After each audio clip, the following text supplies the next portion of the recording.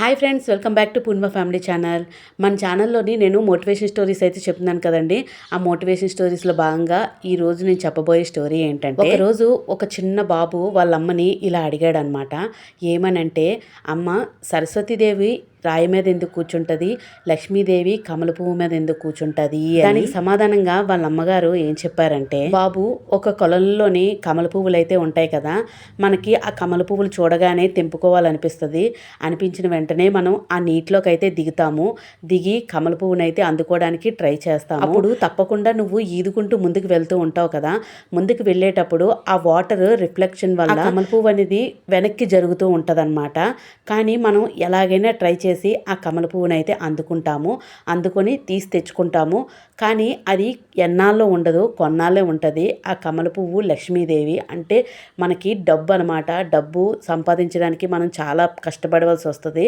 ఎలాగైతే మనం దాన్ని అందుకుంటామో కానీ ఎన్నాళ్ళలో ఉండదు, అది అయిపోతూ ఉంటుంది కదా. వెంటనే వెళ్ళి ప్రయత్నిస్తాము.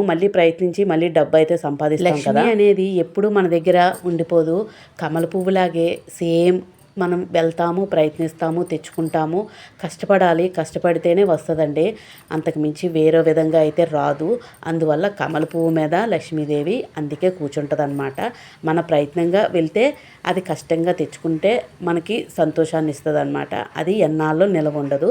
అందుకు ఇంకా సరస్వతీదేవి రాయి మీద ఎందుకు కూర్చుంటుంది అంటే, సరస్వతీదేవి అనేది మనకి ఎంతో చదువునిస్తుంది అనమాట. అందువల్ల అది రాయి లాంటిది. రాయికి చావు అనేదే ఉండదు.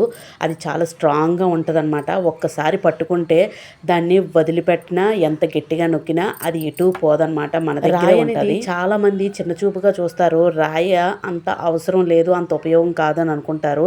కానీ అదే రాయ మనకి ఎంతో నాలెడ్జ్నిచ్చి అది మన జీవితాంతం మనతో తోడు ఉంటుంది అనమాట. అందువల్ల సరస్వతీదేవి రాయి మీద కూర్చొని ఉంటుంది. అందువల్ల అందరూ అర్థం చేసుకొని తెలుసుకోవాల్సిన విషయం ఏంటంటే, డబ్బు అనేది ఎప్పటికీ శాశ్వతం కాదు. మన చదువు, మన జ్ఞానం అనేది మన జీవితాంతం మనతో తోడుంటుంది. అంతేగాని డబ్బు వల్ల మనకేమీ ఉపయోగం లేదు. అది మనకి వస్తూ ఉంటుంది, పోతూ ఉంటుంది. ఎప్పటికీ అది మన దగ్గర ఉండదు, ఉండిపోదు కూడా. అదే చదువు అయితే ఒక నలుగురికి మనం పంచితే దానికి రెట్టింపు ఫలితం ఉంటుంది అన్నమాట. వాళ్ళు ఇంకొక నలుగురికి ఆ చదువుని పంచుతూ ఉంటారు. అదే డబ్బు అనుకోండి, అది ఎవరిని ఏ దారి వైపు మళ్ళిస్తుందా అనేది ఎవ్వరికీ తెలియదు. పెడుతున్న కొద్దీ తరిగిపోయేది డబ్బు, చదువుతున్న కొద్దీ పెరుగుతూ ఉండే నాలెడ్జ్ తెచ్చేది చదువు.